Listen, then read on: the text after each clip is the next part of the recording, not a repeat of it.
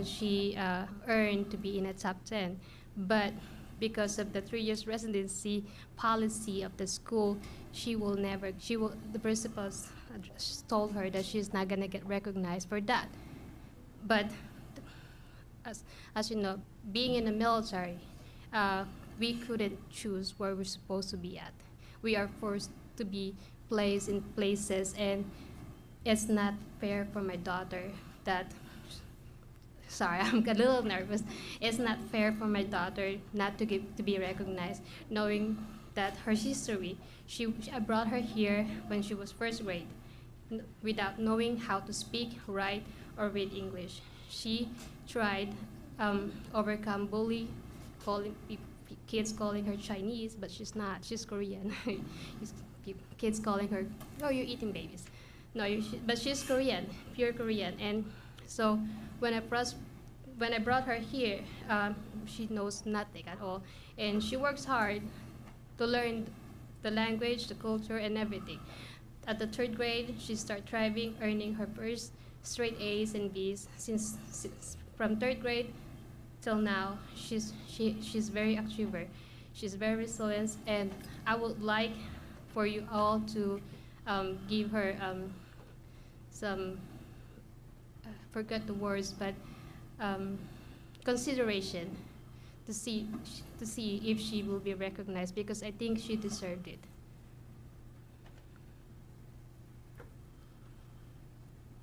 That's all. Thank you. Thank you.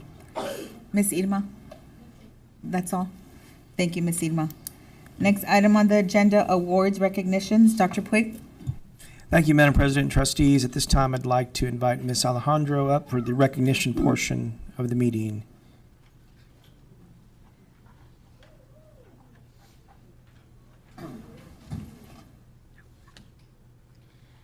Good evening, Madam President, board members, and Dr. Puig, and guests. Today we start off with some really exciting recognitions, which are our Teachers of the Year and Rising Stars of the Year. And with that, Mrs. Diana Silvas will come up and introduce that while I photograph.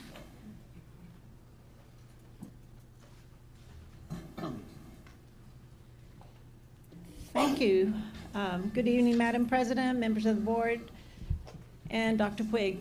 It's an exciting evening to recognize our educators who ignite brilliance, transform lives, and empower generations every single day.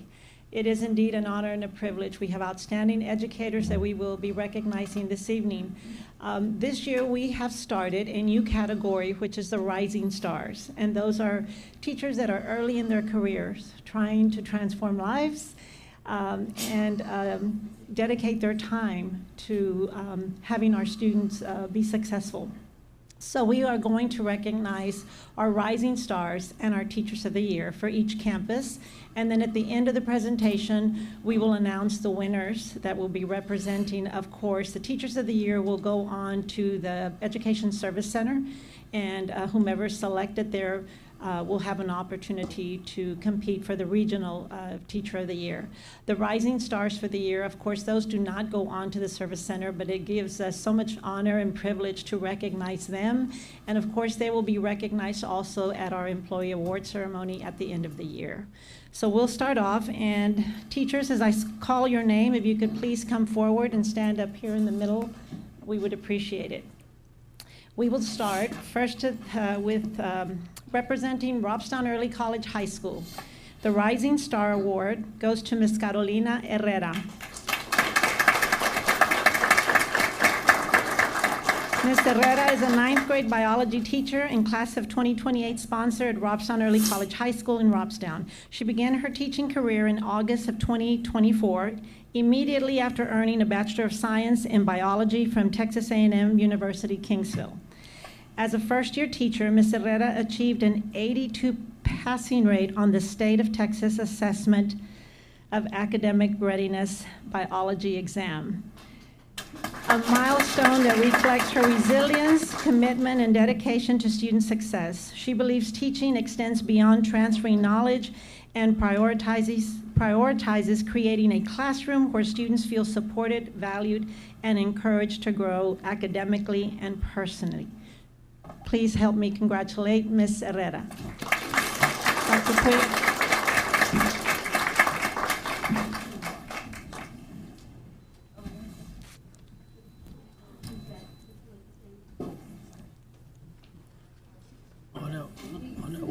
All at once?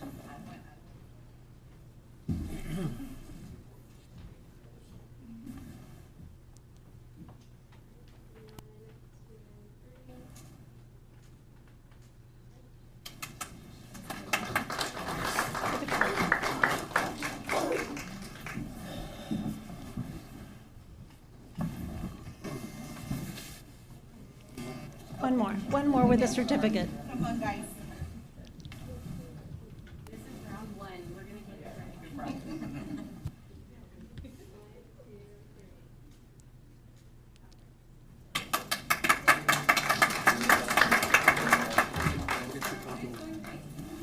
Ms. Herrera, if you could just stand here for a few minutes, and then we'll take a group picture with the Teacher of the Year. Next, we'd like to honor the Teacher of the Year for Robson Early College High School, and that is Ms. Belanira Arias. She brings 21 years of experience in education, including 16 years in special education. She currently serves as an inclusion teacher at Robson Early College High School, supporting students across core content areas. She holds a bachelor's degree from the University of Nuevo León and is certified in Generalist EC-4, Bilingual Education, and Special Education EC-12. She has been recognized as Teacher of the Year at both Palm Elementary in 2013 and RECHS back in 2021. She also serves as a department head, a mentor, and a sponsor. Congratulations, Ms. Arias.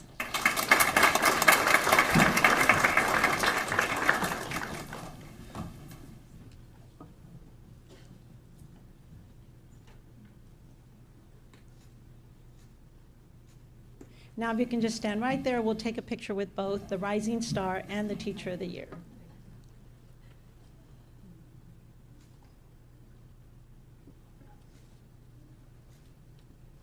Congratulations, ladies. Next, representing Seal Junior High, Rising Star Award goes to Celeste Ligues. Ms. Ligues is an 8th grade math teacher at Seal Junior High. She earned a Bachelor's of Science in Education from Texas A&M Kingsville and received her core subjects 4 through 8 certification in May 25. She values research and is pursuing a Master's of Education in Reading and Literacy with a concentration in adolescent literacy.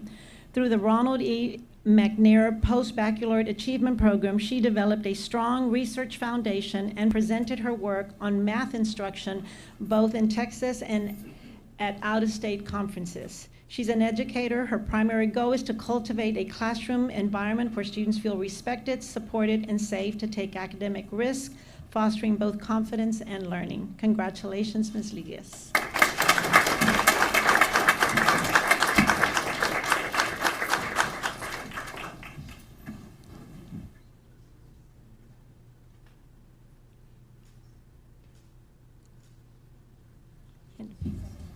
You can stand here for a little bit. Next, we'd like to recognize our Teacher of the Year for Seal Junior High, and that is Coach Jeremiah Espinosa.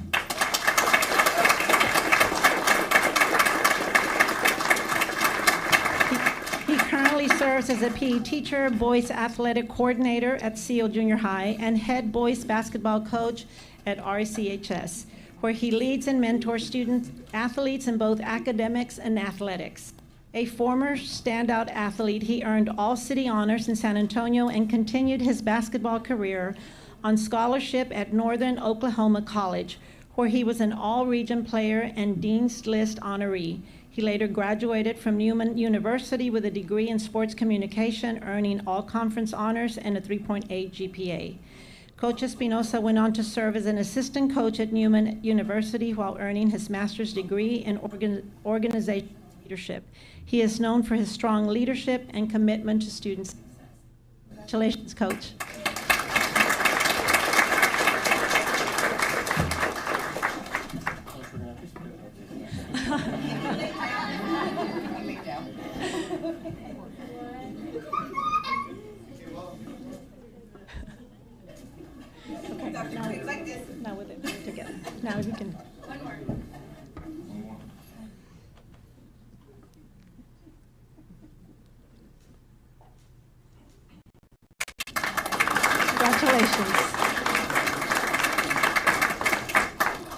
representing Robert Driscoll STEM Academy, Rising Star Award goes to Brianna Martinez.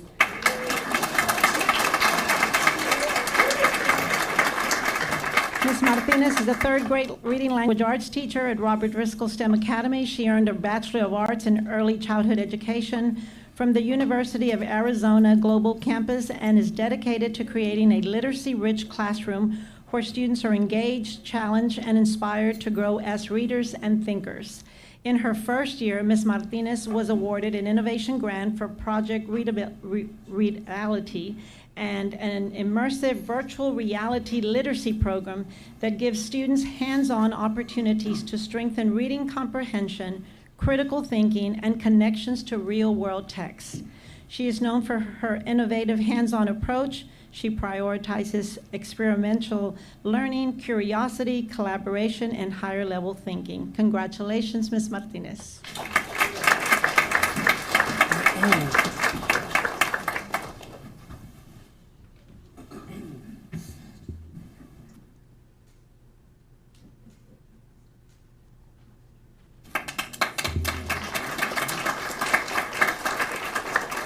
Our Teacher of the Year, representing Robert Driscoll STEM Academy, is Ms. Crystal Gallegos.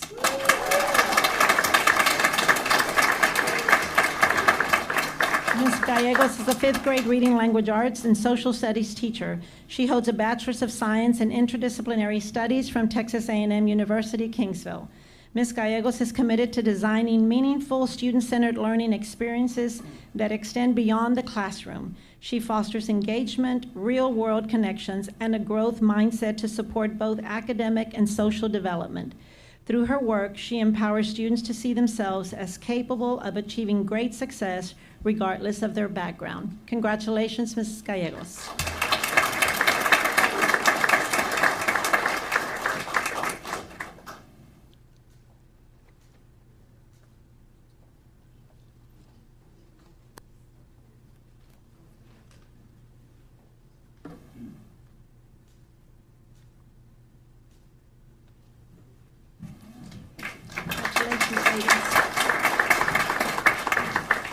Representing San Pedro Fine Arts Academy, Rising Star Award goes to Mr. Noe Cepeda. Mr. Cepeda teaches elementary music, pre-kinder through fifth grade at San Pedro Fine Arts Academy and Lots Beach Leadership Academy. He holds a Bachelor of Music from Texas A&M University, Kingsville, and is certified in music EC-12. Mr. Cepeda led his students to the first sweepstakes in orchestra history for the San Felipe del Rio Consolidated Independent School District, a milestone that reflects both exceptional student achievement and his commitment to musical excellence. In addition to teaching, he performs with local ensembles and records in studios that have produced Grammy Award-winning projects modeling lifelong musicianship for his students. In the classroom, he emphasizes hands-on, meaningful music making, inspiring students to create, play, and experience the joy of music just as he has throughout his life. Congratulations, Mr. Cepeda.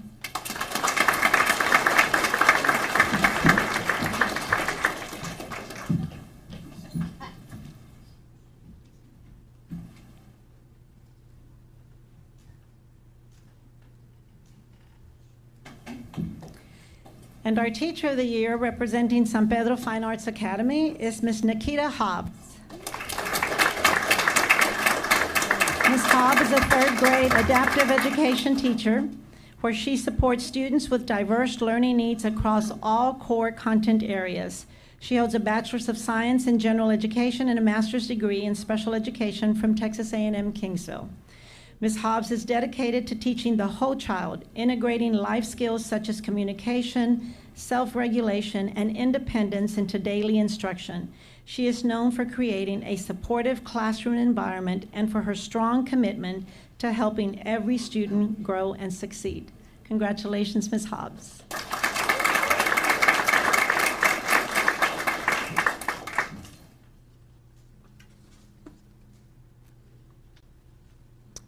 Mr. Cepeda.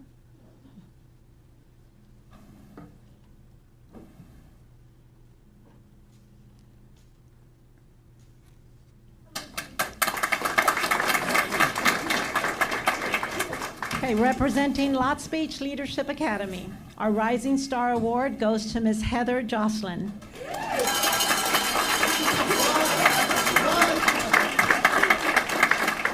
Ms. Jocelyn is a fifth grade math teacher at Lots Beach Leadership Academy. She earned a Bachelor of Science in Health Science with a minor in Sociology from Texas A&M University, Corpus Christi, and was twice named to the Dean's List in recognition for her academic achievement. Ms. Jocelyn focuses on building students' confidence, perseverance, and problem-solving skills while maintaining high expectations and strong relationships in a structured, supportive classroom where all students feel valued and encouraged to grow academically and personally. Congratulations, Ms. Jocelyn.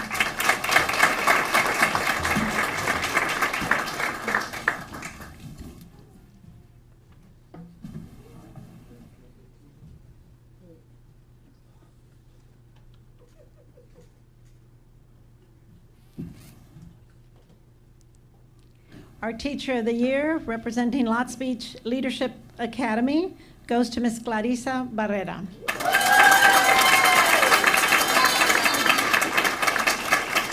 Ms. Barrera is a fifth grade science and social studies teacher, a Robstown native. She graduated with honors from Robstown High School and earned a Bachelor of Science in Psychology with a minor in Criminal Justice from the University of Houston, Victoria, followed by a Master's of Education in Curriculum and Instruction from Houston Baptist University.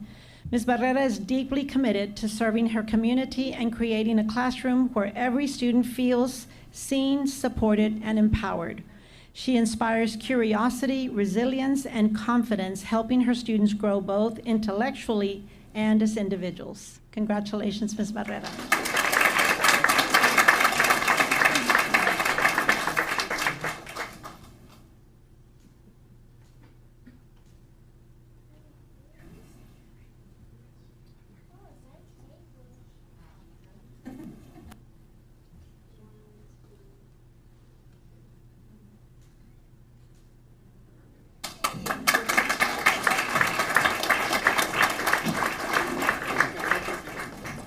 Truly an honor to have, two staff members representing each campus. One that's the rising star with 0 to maybe 2 years of experience early in their career, and then having the representative that really has more years of experience. It's just really trying to recognize our staff members.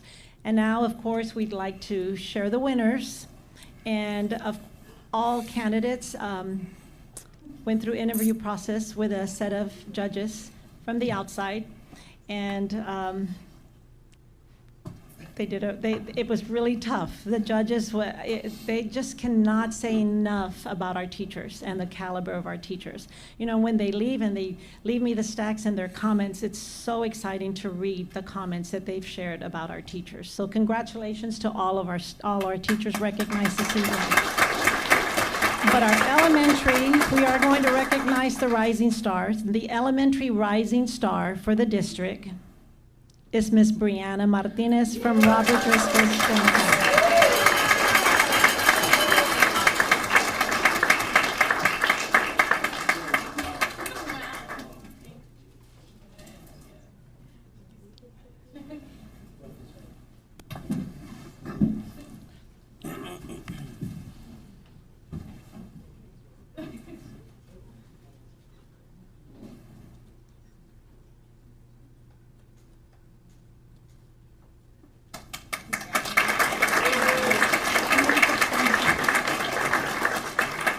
Our secondary Rising Star Award goes to Miss Celeste Ligas.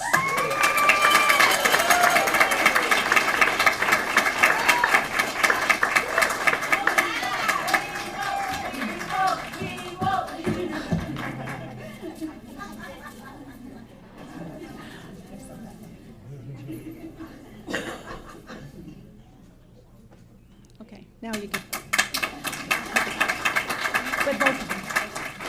So we'll have our elementary and secondary Rising Star Awards.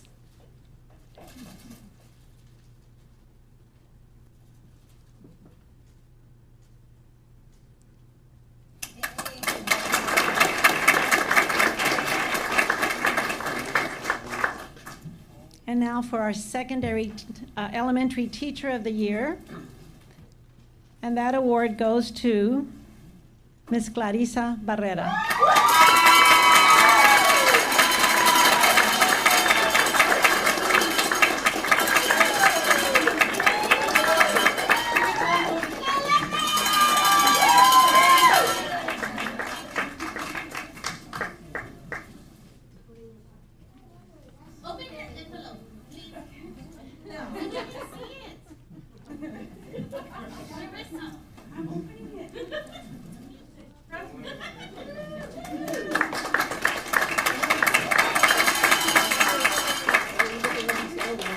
Our secondary teacher of the year is Jeremiah Espinosa.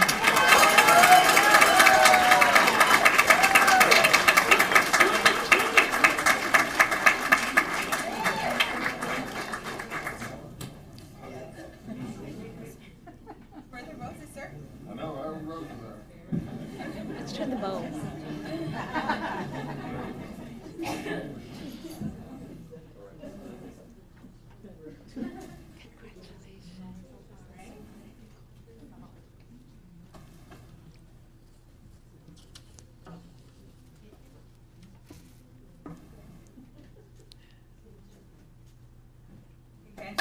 Big congratulations.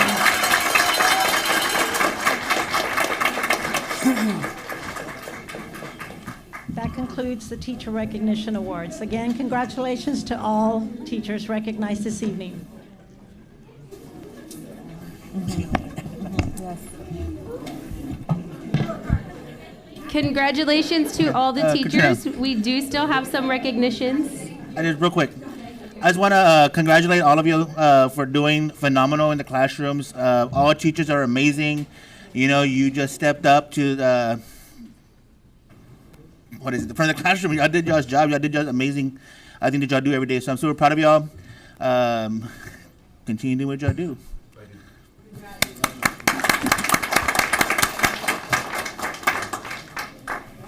Okay. Next up, we have our Proud Year Picker Award, and for this award, I would like to call Mrs. Diana Mesa up, as she is our Proud Year Picker recipient.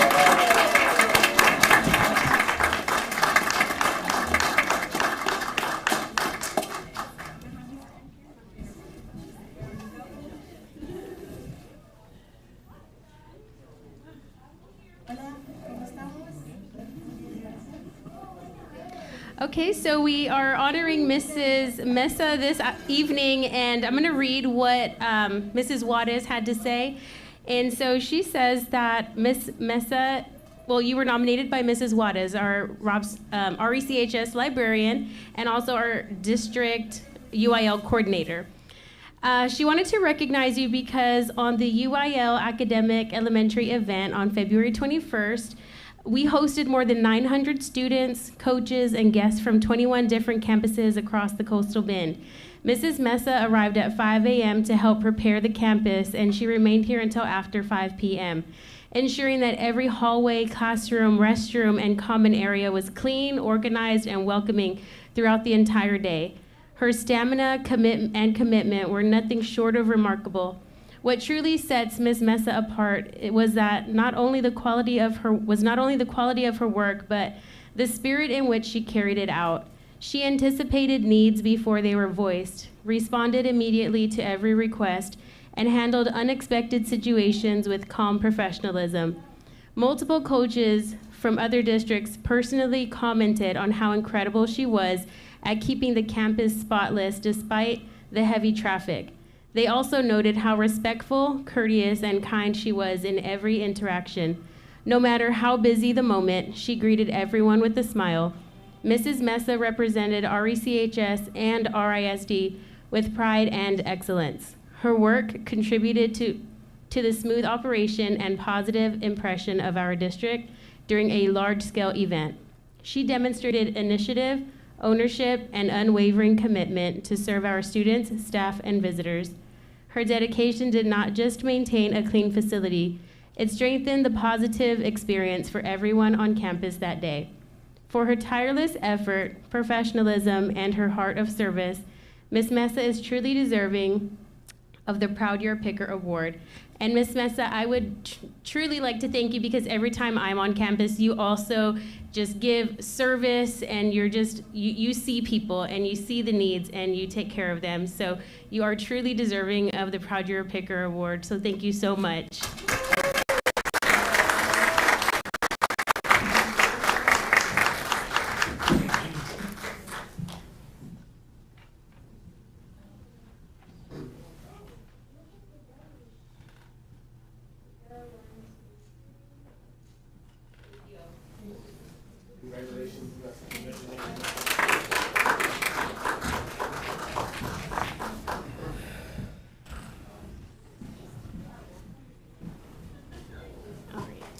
And we have one more, which I didn't bring the agenda with me, but it's our slackers, right?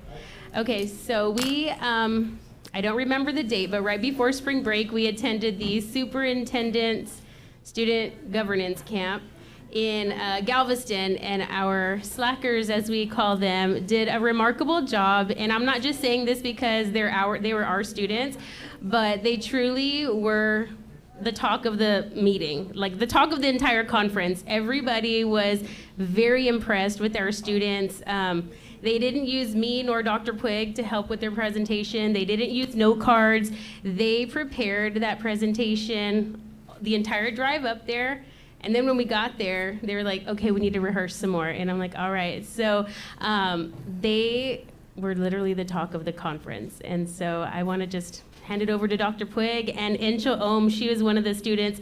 This wasn't planned, but she happens to be here. So Incho, if you just want to say a couple of words about the conference. And Inchel is representing the team tonight, and we were actually going to do this a couple of board meetings later, but you were here tonight. It was on the agenda, so thank you for your willingness to share tonight. Wait, can I bring this up? Oh, okay. Yes, I was able to attend student-led meetings and Dr. Puig's meeting, and I had the opportunity to present in front of board members and students that were also presenting there, and it was truly amazing because we were able to showcase the achievements of our teachers, our board members, and Robstown as a district and as a student myself. And it was a really proud moment for me because I've never been involved in a school as much as I have with Robstown, and I was really proud of myself to be part of something like the Slackers and to be able to like showcase our achievements as Robstown at a really big convention like TASB. So yes, I'm very proud of that. And Ms. Alejandro, I want to thank the parents that allowed their kiddos to go and get chaperoned by Ms. Alejandro, so thank you for that. I want to thank Principal Trevino and Mrs. Chivetta, Principal Chivetta, for allowing the kids to be part of it, because they did have to come out of class quite a bit to practice and rehearse. And also want to thank the teachers that were part of the presentation that really were the inspiration for the presentation, the teachers, and it was nothing short of extraordinary. I want our colleagues who were there just to chime in on the experience a little bit. You witnessed. I just want to congratulate, of course, our students and our staff. And I want to thank our students for taking the ownership to be able to sit back and us as an audience watch our students present what our district does and how it impacts them was nothing short of amazing. To be able to sit back and just see other students approach our students and our students be able to tell their story, to tell our story, was great. We had other superintendents approach them, other students, as I mentioned, educators that were there as well, just asking them different questions, and they were out there selling our district. So I really commend them for that. I do want to highlight a moment where Ms. Alejandro mentioned our students didn't have any note cards. They had everything really off the cuff, but they rehearsed for this, right? Very professional. Ms. Garza and I attended a class immediately after ours. I won't say the district, but I'll say it. Hold on. Okay. But what I will say is that it was very, I can't even think of the word, but it was very great to see that our students didn't have note cards, and this district was literally reading off of a note card. And it's just amazing how they sold our district just by their experiences and not by being reading off of a paper. So thank you to our slackers, to our principals and our administrators who were there as well. So I just want to commend them and thank you for telling Robstown's story at the state level. You want to say something, Ms. Villalobos? Yes, I too had gone to several different presentations, and you all rocked. Let me tell you, you are like awesome, because other ones had to kind of refer to their notes. They had to kind of, you know, look at their instructor or whoever was there with them, and you guys were just so professional, just out there just saying what you got to say and presenting us, you know, all the information you had. It was really great. We're so proud of you guys. Oh my gosh, I even went to class after that. They were like, did y'all go to the Robstown one? I was all like, mm-hmm. If you didn't, y'all missed out. Y'all missed out. But you made us so proud. We were just bragging about you guys. Thanks. I just want to share with the rest of the board that had you been there, we would have all been very proud. It was a moment of truth for me. I've been on the board for 12 years now, and I've never seen anything like it. So you guys are examples, and you're a product of Robstown, and I couldn't be more proud. And so I admire everything that you stand for, and you're a girl, just like I am, or a woman. You're a woman in power. So thank you for being here today, and thank you for representing us so well. Ms. Trev, everybody that was there, the whole team, it is a team effort, but our students are a legacy. And I think we're there, and we've done it. And I couldn't be more proud. So I'm sorry that not everybody could go, but we're all very busy. But you would have been very proud, guys. Very proud. And we were walking around with our chests up. I'm not gonna lie. We walked in. They have carts. Let's go to the next one. I just want to acknowledge real quick, Ms. Garza, I'm sorry I didn't do this earlier, but thank you, Ms. Alejandro. You know, she really, really worked hard with the kids as well. And, you know, she drove the kids up there, and it was great to see, you know, the students got there and they had time to relax. You know, they worked extremely hard for almost a month preparing for this. And as Ms. Alejandro mentioned, it was, we need to get busy, And there was a time when, you know, we were able to relax. It was a pool, and you know, relax for tomorrow. No, we're only gonna be here 30 minutes because we gotta be back. We gotta go to the room where we're gonna set up. And it was great to see that, you know, because they took ownership. You know, and Miss Alejandra was like, "Do you want to rehearse right here in the pool? You know, we'll hold up the cards." No, we need to be in our setting, in our environment. So thank you again for taking the ownership in that and representing Robstown well. I also want to thank the folks that were able to assist. Tiger Gonzalez here in the back. You always think you're backstage, and you do a great job backstage, but you were there capturing every moment. Miss Alejandra was playing a different role, chaperone, but you were taking on her role, and you did an extraordinary job. And I just appreciate your commitment to brilliance, sir. So thank you for that. And Mr.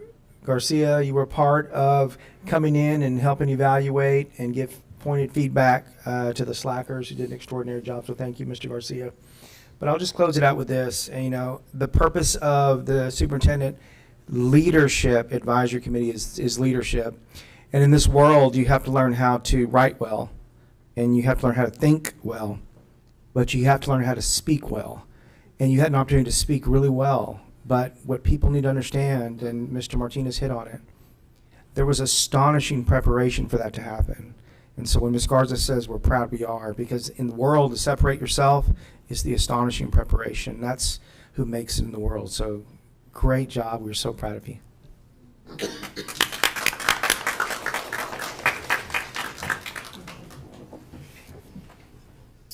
You want to say the time? Ms. Padilla, for the record, it is 6:37 p.m. and Mr. Gallegos is going to be excusing himself for the rest of this meeting. For the record, we still do have a quorum present, so we are able to continue this meeting as scheduled. Thank you, Mr. Martinez. Next item on the agenda, President remarks. So report on TASB Governance Camp. I think that we've already said our piece on how that went. It was very well. Our kids represented us extremely well. Next conference will be in San Antonio, and that's the Summer Leadership Conference. I believe that, Dr. Puig, are you submitting a session? Yes, ma'am, for the trustees. And that is in San Antonio, June 10th through the 13th. So when is registration? Has that started? Has that opened up yet? Has registration open, Ms. Padilla? No? No? Okay. Will it be at the same hotel that you're aware of? Okay, perfect. Thank you, Ms. Ima. Next item on the agenda, superintendent reports. Dr. Puig. Thank you, Madam President. Before I jump into the report, I want to say that our Madam President here is, thank you, sir, is Okay. going to be. Sir, do allow me, I'm sorry for interrupting. Yes. 6:38, Ms. Padilla, Mr. Cantu is now present. Thank you, sir. Madam President is going through a process to represent the region as a TASB director, so keep her in prayer as she goes through her interview this week. Yes, Excited. Thursday at 12 o'clock Yes. at lunchtime. So we're really excited about that. She wasn't going to mention it, but I want to mention it for her. Just a couple of things we want to cover tonight. First, the attendance in ADA, and then we want to jump into TEA's recent superintendent step back meeting. I'll talk about that here in just a minute. But TEA and the district and the service center had a call on Friday, so I stepped away while the girls were powerlifting to spend an hour or so with TEA to go over and reflect on some of the work that we're doing to move the district forward. So we'll jump into that here in just a moment. But the first is reminding everyone of the transformative learning that just happened. We just explained it. But I also want to give kudos to the adults that presented. You see Jaime Velasco putting on a comedic show there with Mr. Garcia laughing there. I don't know what they're laughing about, but Mr. Velasco was having a good time. Of course, the trustees were part of it too, and our students were incorporated into our adult presentation as well. Clarissa did a great job. But we are really encouraged by the signal that we're sending to the communities that were there, and this is about alignment and deep alignment to ensure that transformative learning and brilliance is being ignited. And so what the kids said were the same things the adults said. So there was alignment all the way from the bottom here as the board superintendent team all the way to the top and the kids. So that was incredibly encouraging. When we talk about enrollment, a couple of things. The last row, you'll see we're still hanging at the 117 number of students that we lost, which we know has a dramatic impact on our fund balance. And we've talked about that every week. But I also want you to stay encouraged about these last boxes. The ADA trend with attendance. The ADA trend with attendance, do you see the growth there? And so you see from 24 to 25 to 26, as of today, 91.5% attendance. That's some of the highest attendance we've had in quite some time at this time of the year. So I want to give a lot of credit to the principals, to the attendance clerks and the teachers, Sherry Rubio and Beams, who's supporting that relentlessly. This is very, very encouraging to see those percentages increase. Now, the step back meeting, as I mentioned just a minute ago, this is a portion of the slide deck that we went through with TEA on Friday. I want you to pay very close attention to this. This is a step back meeting, a reflection time about the work that we're doing at the campuses that are struggling, okay? At any point, you just shoot some questions at any point. So the main objective is, like what I said, we're going to reflect on what are the curriculum materials, how are the student outcomes ultimately being impacted by the implementation of the curriculum and the alignment and the strategic plan, right? In short, we told them this. There's a lot of alignment. There's tighter alignment across our systems. Everyone is keenly aware of the strategic plan. Even Ms. Ruiz, Ms. Trevino talked about feeling that strategic plan at the presentation. And everyone is getting stronger in their practice as teachers and as leaders, beginning with me getting better and growing, getting better at being better, all of the administration getting better at being better, but building the capacity in the teachers to lead a lot of the work. And that's what it takes today in today's teachers. So there's real momentum, as we put there. There's a lot of momentum, as we'll walk through in just a moment. But there's also an attitude of, we're happy, but we're not satisfied. We've got to keep pushing in the right way, right? So that's a little summary of what we're going to talk about. Of course, we know the situation. You've seen this slide before. We've got challenges at 3 campuses. UC San Pedro was a D, now they're a B. They're out of this academic malaise they've been in. We've got 3 others that we're working diligently on. I mean, the principals and and the teachers, and that level of alignment, all of this work is being weaved in closely together. Let's take a look at what the heck that means, right? It means this: there's an intensive emphasis on curriculum instruction. The second thing we're working on is curriculum instruction, and then just so you know, the third thing is curriculum instruction. Everything else is a distraction. This has been the focus of our principals, our teachers, and our support staff, us here at TL supporting the campuses with what they need. So we went over this with TEA, but when we say aligned classrooms, what does that really entail? You might recognize the teacher going from left to right there. That's Miss Cornejo, and she is in costume and teaching one of her lessons and championing the deep work and challenging rigor that she's doing with kindergartners. You jump to Crystal Martinez there, and Mrs. Shabetta can attest to this. This is a student work analysis protocol. What they're doing is they're studying the work that students are producing and reflecting on the teaching. Does that make sense? Like, how do we continue to teach to ensure that what the students are producing is at a level that demonstrates their thinking, their cognitive load on a lesson? And lastly, you see Kayla Orona, and she's holding up proudly her own produced, Ms. Padilla, am I correct here? That is her lesson internalization binder that she created on her own? Yes. And by lesson internalization, we just mean really deep planning, really understanding how to prepare well when you before you deliver a lesson. And you see these initials, ILT. That stands for Instructional Leadership Team. So all of the teachers working alongside their colleague, their principal, and their other teachers to build out this leadership team that's moving the district and ultimately the kids up. It's allowing them to rise, okay? So we went through that with the TEA folks on Friday. These are just artifacts of what lesson internalization protocols look like, developed by our principals. Some of the professional learning community artifacts that show the depth of planning, the depth of preparation, the depth of execution. All of this stuff goes into teaching. Teaching is hard work to do well, and these are artifacts of that work. And I want to be real specific.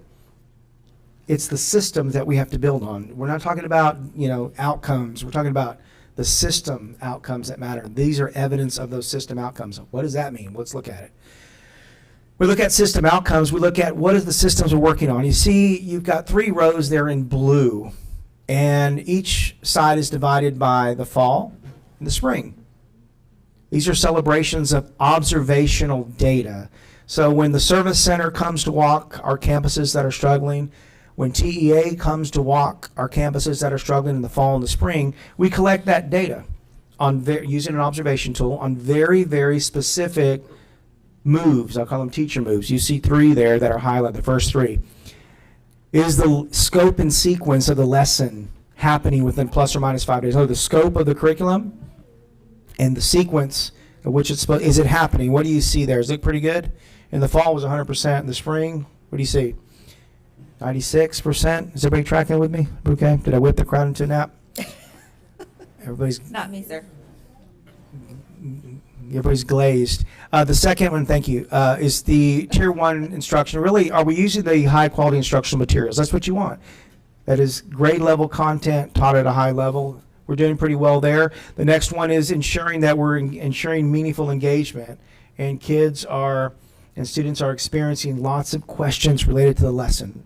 So this is very encouraging data. You see the other 2 in light green. Those were questions that TEA added the second semester, the spring, so we didn't have data on the first.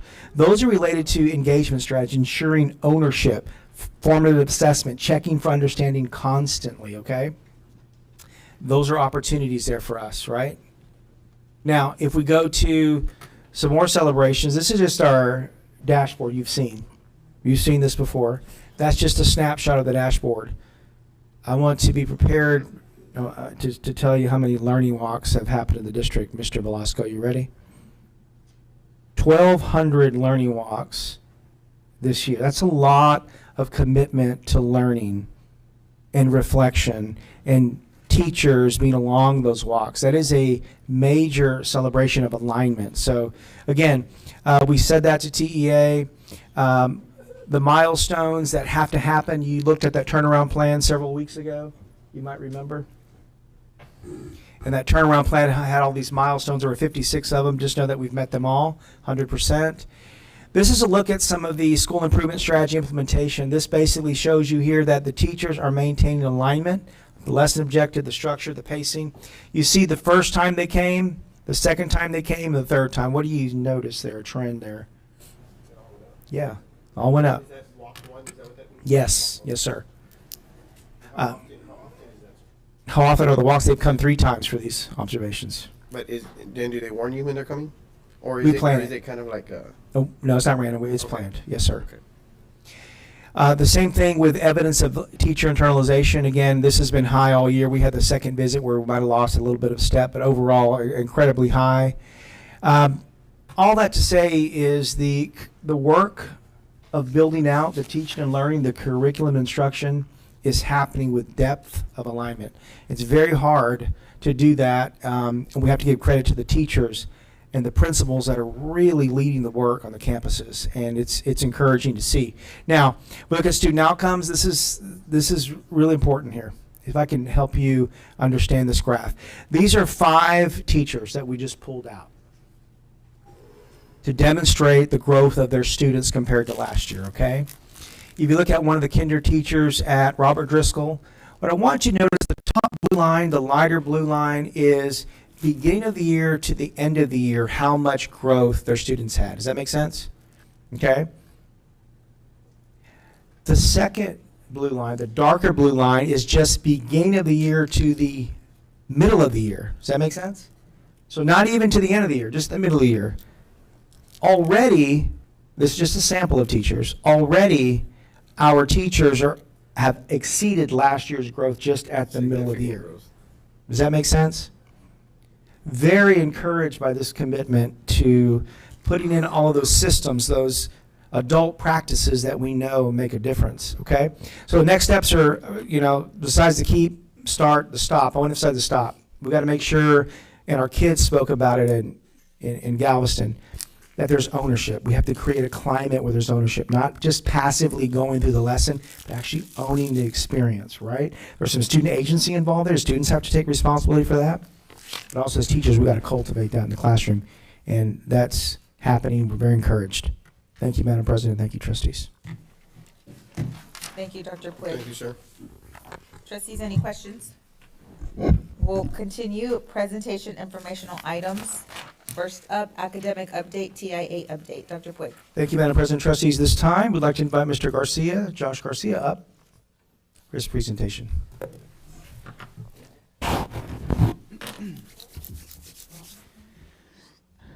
Good evening, Madam President, members of the board, Dr. Puig. I'm going to go ahead and if I can get the clicker.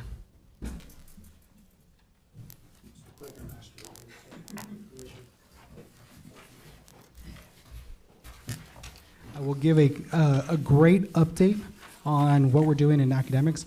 Obviously here, what you just witnessed with Dr. Puig, our step back, is a lot of the work we're already doing, and a lot of the work that we're doing in teaching and learning across the district. So just is gonna be a little bit of highlights, other highlights that we're doing, just to give you an update on all academics, teaching and learning. Of course, always rooted in the vision, mission, values of the district and teaching and learning, always sticking to the strategic plan, Tier 1 instruction, PLCs, learning walks, and coaching. So we're going to look at how we're, responding to some of our pillars of teaching and learning, right? Today we're going to look at the Red Day recap, how we did, what was going on March 16th, our last professional development day, Red Day. Talk about LASSO 4 update. We're going to talk about how we're going to proceed, what we're doing for gearing up for LASSO 4. The initiatives to help support that Tier 1 instruction and coaching aspects of our strategic plan. We'll talk a little bit about a state assessment, and then we'll end with the TIA update as we usually do. Red Day. So Red Day was full of brilliance, as always. We had our partner from NIET, the National Institute for Excellence in Teaching. This is our partner that's really, really helping us become better leaders, instructional leaders on campus. Our teachers are being evolved into even greater teachers and even greater leaders. ourselves district level, campus leadership level. We're doing a lot of great work with how we're going to improve our coaching and improve our leadership on our campuses and in the district level. Here's a snapshot of our ILT members that met on the 16th with Mr. Robert Stell from NIET, emphasizing data analysis, emphasizing how we can improve our practices in the classroom, and then also improve our practices with our ILT PLC framework to finish out the school year. These are just some more samples of the brilliance that was being ignited across the district. We had CPR training, we had Stop the Bleed training, we had PEAMS get together. Everybody in the district is learning. That's what we do. We're continuously growing as educators and staff members in the school district. This is just a preview of how we continue to grow as a district across the district. Also, just to continue the work, we are going to continue, as we always do, we always want to poll and survey the principals, poll and survey the teachers and how they feel that in professional development is going and what else is needed. So we usually poll the principals. They always say, what we love about professional development is that it's always rooted in what we need. It's not something that is just a cookie cutter. We just pull together a professional development session. It's always rooted on what is coming from the learning walks. We always poll the teachers, what are we needing? So they're very proud to say that our professional development is always rooted in purpose, right, and what is strategically needed for the school district. So we're going to continue that work. Obviously, things that we get feedback from TEA, from the service center, those are things that we're also embedding into professional development to finish out the year, things like formative assessment, student engagement, things that you noticed in the data step back that we mentioned just previously. Those are things that we're going to continue implementing and really focusing on so we can finish out the school year. For LASSO 4, this is our big initiative that's going to help us fund a lot of the work that we mentioned in the data step back and a lot of the work that we do in professional development. We have our LIFT grant, which is going to be our grant that's going to support our Tier 1 instruction, our math and RLA initiatives for the continuous years. This is going to be the grant that's going to support the HQIM. So that's our Bluebonnet math, our Amplify RLA, and this is going to be the initiative that is going to help us support that work. And with that, we do have to pick a approved provider that's going to help come in and support us, or be our consultants. You'll see there what is our award letter, what we're doing, our award amount for that grant. You'll see that it's a substantial amount of money. It is. So there's a lot of investment that we're doing into the work of Tier 1 instruction, coaching, PLCs. So we want to try to make sure that we find the right fit. So what we're doing differently this year is we're meticulously vetting our approved providers. What we're doing is we've set up 6 interviews with 6 different approved providers from the state of Texas on the list, and we're going to interview them. We're going to tell them or ask them, what are you going to bring to Robson ISD that's going to help us drive success? And we're going to put it to a panel. We're going to see who are we going to invest in to help us reach the mark of where we need to be.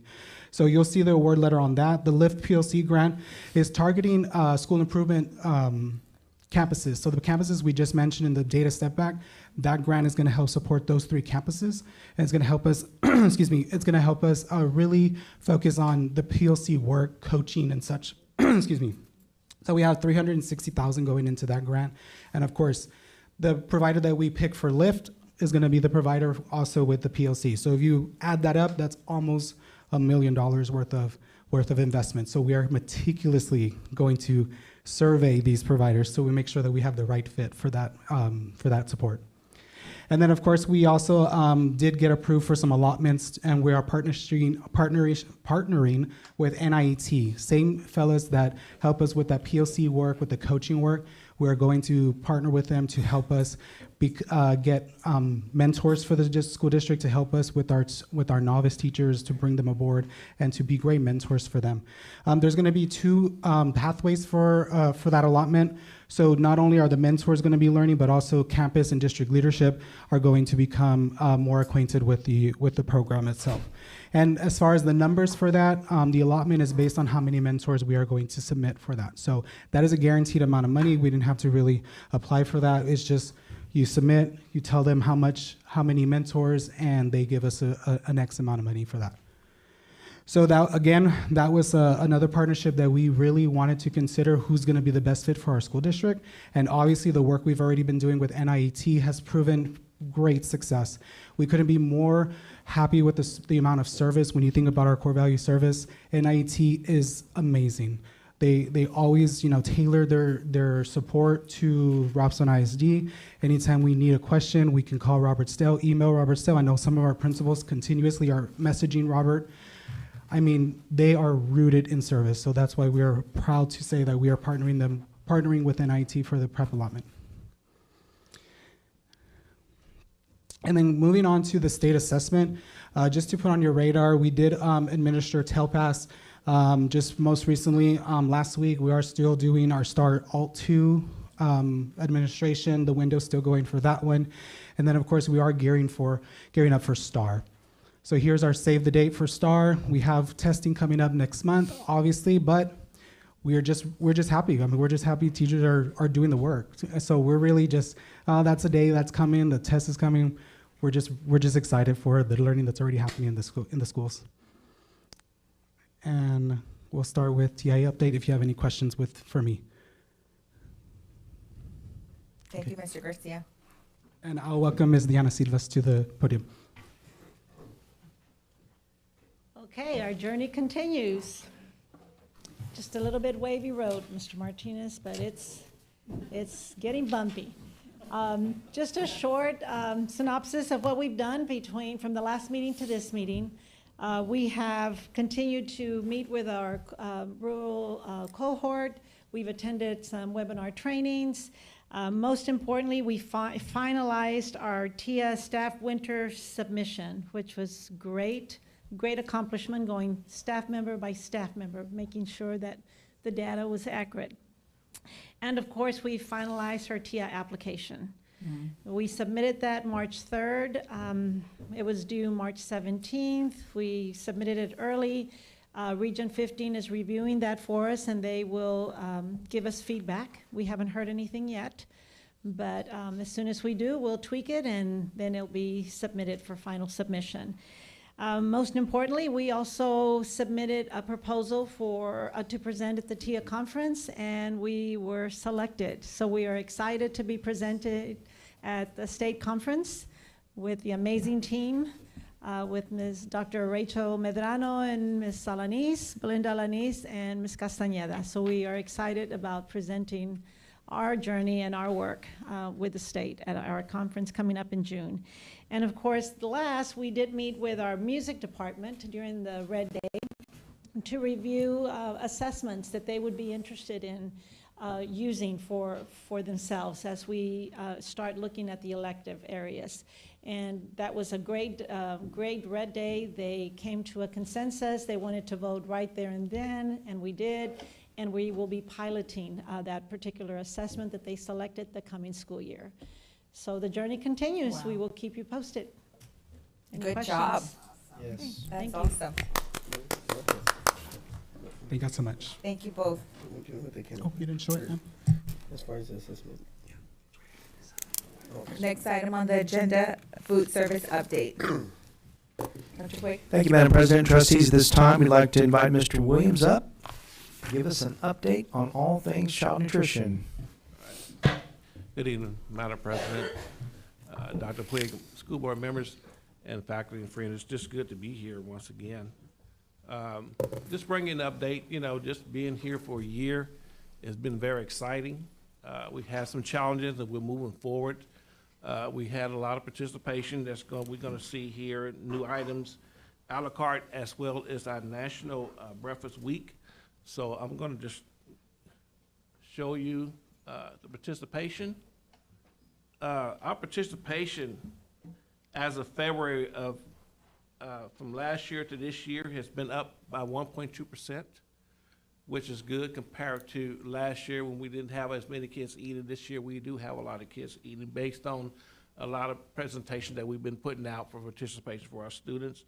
And also our breakfast is up at 9.8% compared to this time last year. So that, to me, is a blessing in disguise. So, and with the contribution of the ladies, giving them good ideas on what to put together, how to put things together, we converse between myself, Miss Georgiana Garcia, and Miss Regina Hunt. We all kind of collaborate about what can we do to probably put some, I like to know some of their old ideas, because there were some old ideas that was implemented before I got here that were working. So we're trying to redo some of those things back to hope that it inquire our kids to maybe come out and participate in some of the things that we have. So you see, like the parfaits that we put out, the kids really love those. And some of this is just commodity products. We're not just using hot dollars, so we're using the products that we have in-house and trying to create something that will help these kids, and the staff as well, to let them see that we can be very creative. So those parfaits there have been real good so far for what we've been using to put out. So these are some of the new items that we put out. We're introducing to our secondary schools the yogurts, the parfaits, and even if we'll go to the next slide if it's on there, you see that we have, we've tried out some Chinese, Asian food with fried rice, with an egg roll, and as well as we give them a fortune cookie. Just something they can look forward to, something different. We're just trying to incorporate something in our menus. And you can see the presentation that we're putting out, and you can see the fortune cookie that we have there, and we offer them like sweet and sour sauce or soy sauce, just something to give them a little tradition about something that's different that we may get them to eat. In fact, that was a very good day. So that participation is letting us know that we are moving forward in the right direction, and there's probably some other things that we can implement, but it's gonna come gradually. And we'll talk to the kids, ask them questions, hey, what do you like, what do you don't like? So that helps us move forward in trying to make sure that we're putting out some good products, so that's something that's very, very cost effectiveness, as well as very nutritious, as well as delicious at the same time. And here, you notice our roles have changed compared to last year. Our corn has changed. We're working with the staff on how to make sure that we're not overheating, and making sure that our presentation looks good. We really got to keep things on presentation. You know that we had fried chicken. The kids really love the fried chicken that we put out. The drumsticks is easily accessible to cook, and it's very nutritious, and the kids are really enjoying that at all the levels. And those days that we really have high participation, and the key thing is what we're trying to have is high participation. Our pizzas, we tried to do some deluxe pizzas. We've been experimenting with some Big Daddy pizzas from time to time, even though we try to make sure that everything that we put out is fresh as possible. But they love those Big Daddy pizzas, and that's okay. And maybe one day we'll probably get to that level so we can make some. But these are things that are challenging, but they are good challenges, and we're trying to implement in that direction so that way we can have a good participation. So we are really impressed. And we're really proud that our kids are participating, they're helping us out, and that helps us develop more creativity to help them to come out and participate in our food. And then here, a la carte sales, we have a snack bar at the high school where we have cucumber cups, we have watermelon cups, we have mixed fruit cups, things like that to entreat the kids to come out. We also have to stay within our Smart Snack compliance. We have our baked chips, we have our fruit bars, as well as our crispy Rice Krispie treats, and then we have our cookies. So the kids are really doing real good, and actually are making pretty much over $1,000 a week just in sales through all the schools. And we've been really trying. I want to see us do a little bit better. Maybe we can try to implement more ideas and challenges, but it's going to come in time. So we're trying to ask the kids, what do you like? What do what can help us to draw them into so they can participate in what we have to offer? And as long as it's healthy, and as long as it's meeting our guidelines for our nutritional values, then I believe we're doing really well. Any questions at this point? You mentioned you're making $1,000 a week. Where's that money going? It goes back into our fund. Into the Yes, sir. the food service fund? Yes, sir. Yes, sir. What kind of budget do we have there? I know we were pretty healthy on the. We are still incredibly healthy. Now, we did create a pay down plan, a spend down plan, as the state requires us to do because we were too healthy. So we're in the process of paying through and moving through some of that. Are you going to touch on some of those projects that we have done here? Yeah. The equipment that we have installed, all the equipment that we purchased on last year, all the ovens that we purchased, all the ovens are in place and operational. All of the ice machines are in place and operational. The reach-in warmers that we put in at the high school is in place and is operational. The electricity that we needed for Robert Driscoll's in place and everything is operational. So we have took time out to really take time to make sure we get everything running. So that way we can utilize everything that we need, so that we can meet the demands of our kids, so the service will be there. So we have really taken care of these items. Do we have anything right now, sir, at any of our campuses that needs attention or ever? We're working on one oven at the junior high right now. Okay. But other than that, we're on. But they're able to operate well without Yes, the sir. hiccups. We're Okay. good. We're good. You brought up the deal about the electrical part. I remember you Yes, bringing sir. it up before. Did we take care, was Yes. that in-house? Yes, sir. But I know that we had spoken to. Yeah, we had several bids for that one. Some were up to upwards of $80,000. You want to talk through the solution we went through on Yes, sir. that? We went back and did an evaluation on all of that, and we actually spent about $4,500 to fix that and make sure that all of our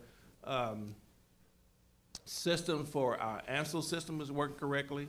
All of that has had, all that works together. So everything is in compliance. So if the fire marshal came out right now, we're ready. We're ready. So that has been addressed and taken care of. And who was it that we were speaking to, Mrs. Nettles? I know that there was like a delay because we were waiting for somebody to speak to. We can't remember. That was TDA, whether it was going to qualify or not. But yeah, we And got it through did, that. right? It Yes, did. They had said no, but I remember you did come back and say yes. we did. Okay. Yes. So we're good. Okay. I have a couple of questions, but I don't know if I should wait till the end of your presentation. For one of them is on your budget or on the budget, how are we on ordering supplies and food for all of the campuses? Because I've had some concerns mentioned to me, not by staff, but by parents, that food's running out during the day and we have to run to another campus to grab food. Do you have that problem in any of the campuses where At food's time- running out? At times we'll have it, Madam President, that sometimes when the kids come in, they might not eat the first time.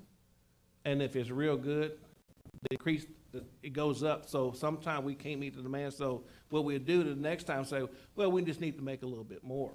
And if somebody at another campus can assist us and help us to meet those demands of the kids, then we'll do that. But for the most part, we'll try to make sure that we make enough to make that. But like I said, our participation is going up, which is good. So we're not making the same amount like we did last year. They said, oh, well, that spicy chicken burger. Well, maybe it didn't taste as good last year compared to this year because now we're taking the initiative to make sure that we're cooking it the right way, making sure the presentation looks good, so that way we can inquire our kids to eat what we have to offer. So we're really trying to be very concerned about the temperatures, how are we holding the temperatures, making sure our food is in compliance, so that way when the kids come and get a tray, even they get it on a styrofoam plate, it's still hot, like it's supposed to do, so we can meet that. So Dr. Quigg, our fund balance allows for us for no food shortage. We have enough money to buy 100%. the food we need. Yes, ma'am. Okay, so the terminology of we don't have money or we don't have a budget should not be used today. No. Is that Should correct? not- No. That's, Okay, and then, correct. so like, is there a menu, like a 30-day menu that is published to the parents? We have a menu on for a healthy pro. We do have a Okay, so menu. like, let's say I'm a mom and, it's gonna be chicken nuggets on Wednesday, the 7th. And then, so how accurate is that? Like, does that menu ever change? And if so, do we get complaints on that? If the menu change, and it can change from time to time, sometimes we can't get the product, that's one. And what we're trying to incorporate, if we're gonna have to make a menu change, we try to make sure that the managers notify the principals and notify the nurses. Because if they're trying to draw calories up for a child of that day, and they say, well, you told me you're gonna have this on the menu, you don't have that, and then you're running something else. So we try to communicate to make sure if there's a menu change. Sometimes we can't get those products, sometimes. Okay.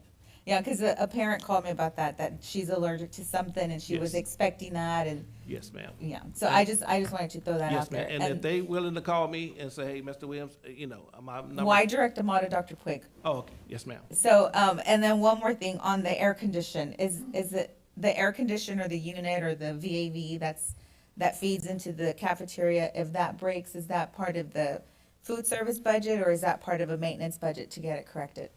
Well, it all comes from one bucket. It doesn't matter where you split Okay. it. Some people say, oh, it's 240, is it 199? No, it doesn't matter. There's one big bucket. The point is this, if there's any issue, there's no slowdown in fixing it. Okay. Are all the ACs working where, like are all of our employees cool down so that way it's not so hot when all the ovens are working? Yes, ma'am. And the one thing that we try to tell the ladies for sure, we have fresh air that's supposed to be coming. When they come in the building, the first thing they should do, cut on the vents, cut on the air vents. That's what keeps the air circulating so that way it draws all the heat out and keep all the cool air in. That's what they're designed for. If they don't cut them on like they should have, yeah, it's gonna be a little warm in those cafeterias. But they put those in place for that particular reason. Okay. Those are all the questions I have. Okay, well, we have one more. Thank you. This young man here decided to take a picture here with us. And this is at Seal Junior High.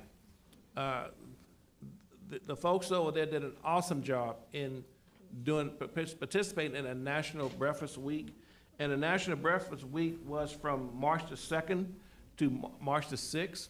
And this campus, out of all the campuses that participated, did an awesome job. I mean, they went way out trying to make sure that everything looked very presentable, and they was really determined to win. I wish I could show you more pictures about how they did such an awesome job, but for the most part, all of the staff here did an awesome job.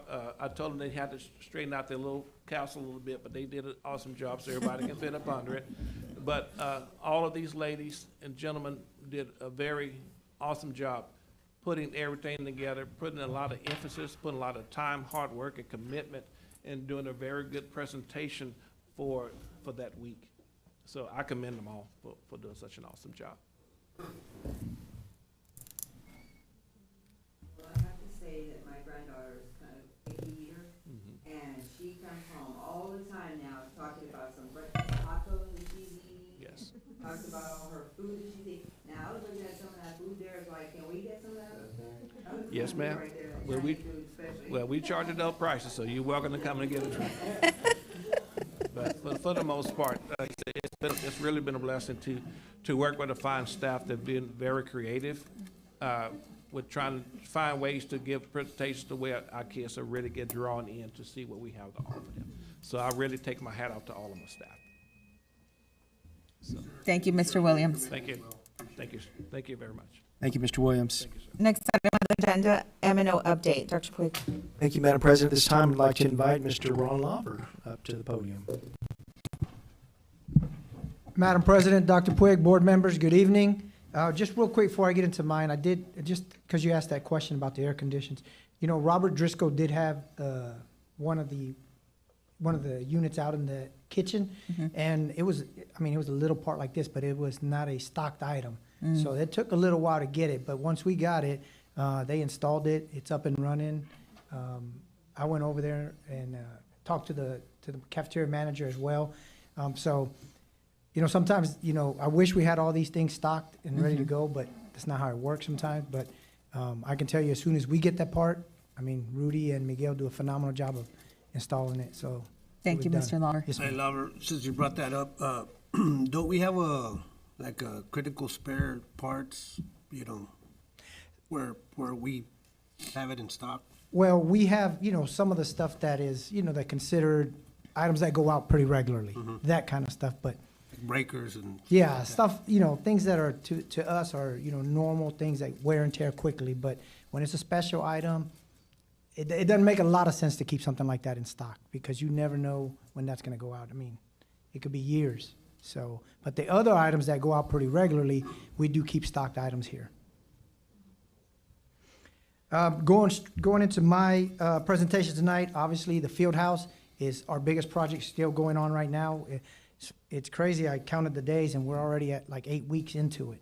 And the plumbing is about 90 to 95% complete. That was the biggest, to me, one of the biggest concerns we had because, you know, we didn't know what we were gonna find once we started going underground. And I'm happy to tell you guys that nothing serious has come out. Plumbers have done a phenomenal job for us. They're right on track. We're moving on to the electrician as well now. He's ordering his materials. He's ordering his permits. Permits are being pulled. So the electrician will start soon. That's another lengthy project. But the plumbing, that was the big scare for me and for, you know, the architect.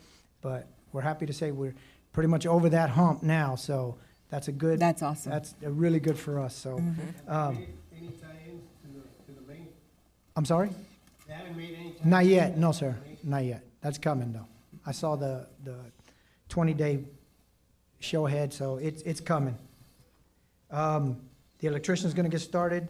Lockers have been ordered. We needed to get on that list pretty quickly because, you know, it's a lead time for that. And it's usually, you know, 8 to 10 weeks. So we're on that. They should be here and installed. We're hoping for mid to late July.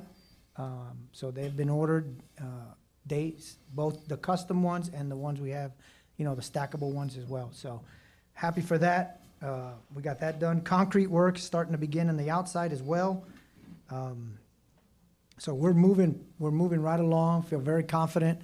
Subcontractors are doing a great job. Hellas is doing a good job. Architect is coming down very often. Meet with him. So he's coming down pretty regularly as well. So we're in constant communication with myself, him, and Hellas. Are we paying off of an AIA form? Like where you have to pay, have we paid the first Yes, payment? one. Pay app. Can- The second pay app right We now. just got the yeah. second one. Okay, The can architect you will share sign that? off on that. Can you Sure. share that with the board, sir, the first Yes. application and the second? Mm-hmm. Yes, ma'am. Good deal. Any questions on the field What's house? do y'all know the lead time on the transformer? No, not yet, sir. Not yet? We're supposed to meet with the electrician probably next week. So hopefully we'll get some more insight on that. Do you know if we placed an order? Or? Yes, the order's been placed. Okay. Yes, sir.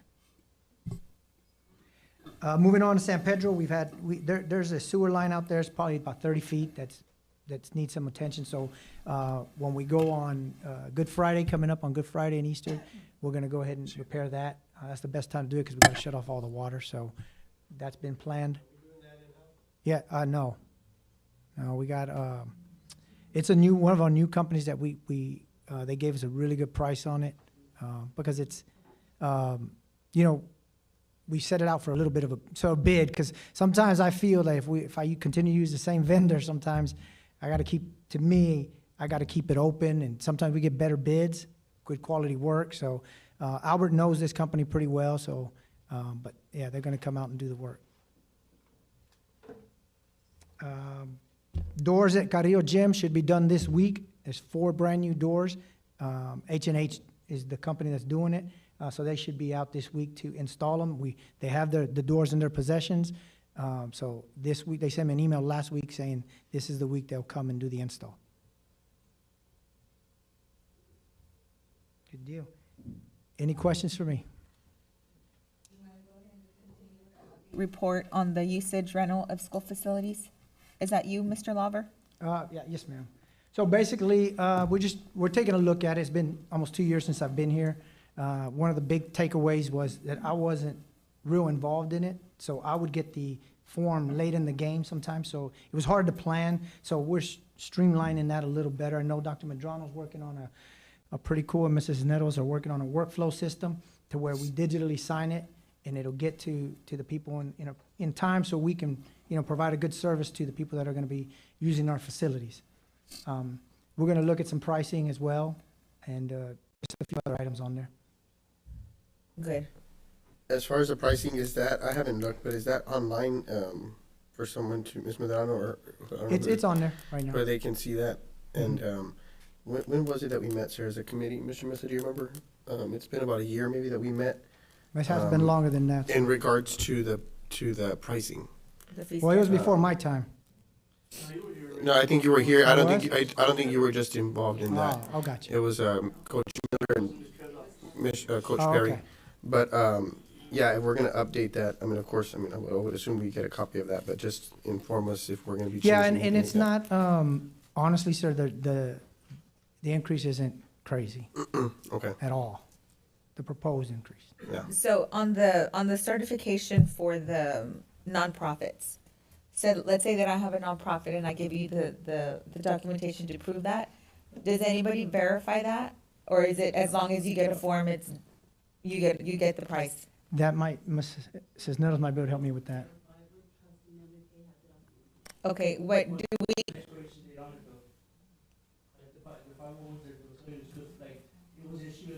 Yes, yeah, they give you a date. right, but there's a lot of nonprofits that they'll give you a certification for 5 years, but they have to renew it and sometimes they don't.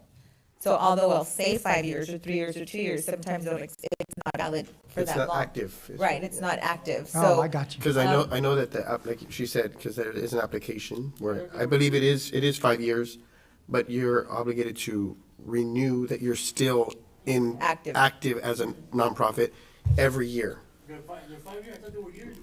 Well, you have to. No, some of them. Well, Some of them- there are some you have to you have to kind of advise them that you're still active, but it's a 5 year, from what I understand. But maybe you're right, but that's what I understood. I've never seen a 5-year one.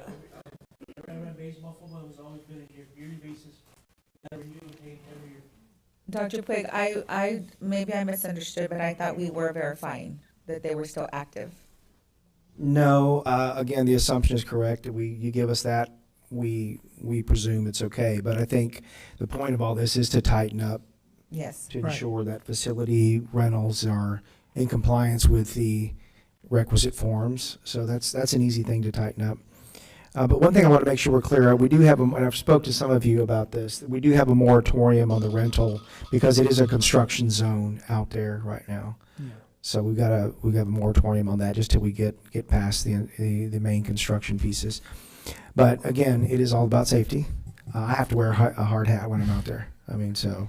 And there's some days you may go by there and it looks like, there's not a lot of traffic, but then there's days it's just nonstop, right? And heavy equipment's coming in and out, and materials being dropped off, so it's hard to tell when that day's gonna be, so probably the best bet is to do that. Well, I've So been we're on the not- weekends too. No, we're not. No, ma'am. So we're not allowing anyone to rent right No, now not until right- construction's completely Correct. over? Correct. Just On for the safety field. reasons. But again, to your point, they were there on Saturdays. I popped in Saturdays. They were on there. Saturdays sometimes. Wednesday, I was there late. During spring, they were there. So it's just going to be a construction site for a while, but they're moving quickly, and I'm confident they're going to meet the deadline. That Do people still use the stadium to walk and stuff like that? I saw some earlier, after we spoke that one time, I saw some, but I haven't seen many people out there. But the gate stays open. Not at nighttime. Not I at- don't think Somebody's there. it- Yeah. Yeah, until somebody leaves, Yeah. yes, sir. and And does that go the same for also the tennis courts over here at Ortiz? No, I mean, Because I know it's nighttime and they're open, but They're and I open. have seen at nighttime people I are have too. playing, which is fine. I just didn't know if that met the, they no, have to be I closed mean, or I anything. think those are fine because, I mean, they're not attached to any of our buildings. Correct, I mean, okay. it's hard to police that really Yeah. unless we're, Yeah, I mean, no, I haven't seen anybody. I saw a damaging- mom and a child playing Yeah. the other night and Okay. And, just so you know, like, yes, the stadium may be not in use, but we try to offer them other, not the, other facility areas that we have. The football team, they reached out to me, 7-on-7. They can go to the practice field we have over there behind softball, maybe the Ortiz. I mean, Seal, but, I mean, it's all dirt right now. That's what stinks. Yeah. It's all dirt, really. How the tennis courts looking? They could probably use some attention, but They Ms. look Coach pretty Rubio has decent. done a great job of, recruiting some kids to come out there and play tennis. So maybe time that we take a little look at a little bit of improvement, which I don't think is. I mean, the court itself looks pretty decent. I went by there day before yesterday, but just the net would The probably net, need some I was gonna assistance. say. But other than that, I think it's pretty decent. Yeah, it's not bad. You can Sir, and still just from my own knowledge, what's the longevity? Do you know on the turf? 10 Do you know years. when that is 10 supposed to? 10 to they can- 15. 10 years. Yeah, they can do 10 years if you take care of it. When do we get it? When did we get it? So 2020? 2021. 10 years is 2020? Okay, I was 2021. just wondering, because of how we're renting it out, I just didn't know if that would, you know. Well, it plays a part in it. Yeah, yeah. Of course, wear and Okay. tear, but, Mhm. but we've done a better job of, maintaining it. We sweep it, we, fill in Nice. the turf that's, where the spots are needed, so. Right. And we get it, once a year, part of the plan that you purchase, once Contract. a year, they come and they evaluate the turf and tell you, hey, you need this, or hey, they recommend that, so. Okay, cool. Great. Thank you, Mr. Lopes. Yes, Thank you, Thank Mr. you, sir. Yes, sir. Next item on the agenda, safety report. Thank you, Madam President, trustees. Chief Tagle, how are you? Greetings, President, board members, Dr. Puig. Just going to give the safety update based on March 17th. We had our spring session, district safety committee meeting. We updated on, of course, the grant process that we're currently working on. We also had a city exercise that they gave us information on. Basically, they're wanting the ISD to participate in. And also, we had our first action item where we talked about, voted on enhancing our door or closed door policy, which is now will include teachers and staff, which won't go in effect, of course, until the next school year after we have our additional trainings for it. March 30th through April 2nd, we will be having is the Texas Police Chiefs Conference in Corpus. I'll be attending. Late in the past couple of years, school safety is a big part of it, which they have a lot of information and training on there at the conference. April 1st is our 4th annual Autism Awareness Walk. We'll be having it at the high school.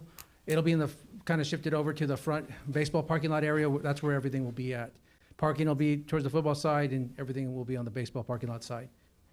And then, of course, today we had our March TEA intruder detection audit at Seal Junior High, and I'm happy to say that we got 100%. We passed. Nice. Any questions? Now, I'd just like to add to your comment for the trustees. Myself and Ms. Villalobos are the representatives on our safety committee meeting. Trustees, and for the public watching, we did have our first action item, as the Chief mentioned. So on that action item, which will go into effect next year after the training, of course, this is in regards to basically if a teacher is on their conference break, correct me if I'm wrong, sir. Usually, we know there's no students in there. Teachers will have the door open. But the board or the committee voted unanimously to approve that those doors are to remain locked at all times, whether there's students or staff in, as long as there's students or staff in that room at the time, those doors are to remain closed and locked at all times. So just so you are informed with that it was voted unanimously by our board, or the committee, I'm sorry. Thank you, Mr. Martinez. Thank you, sir. Thank you. Thank you, Chief. Chief. Next item, Robstown ISD donations. Thank you, Madam President, trustees. If you notice, there are some donations. I'd like to call them out. Some very generous folks in our community. Captain Marcos Alanis Fishing Charters, $100 to powerlifting. Josh Hernandez family, $300 to powerlifting. Leah and Taylor Alanis, $45 to powerlifting. Gianna Orguin, $100 to powerlifting. Primex 361 Performance, $300 to powerlifting. Platinum Plumbing, $600 to powerlifting. And Armadillo Sports Chiropractor, $300 to powerlifting. So again, grateful for the extravagant generosity of our community.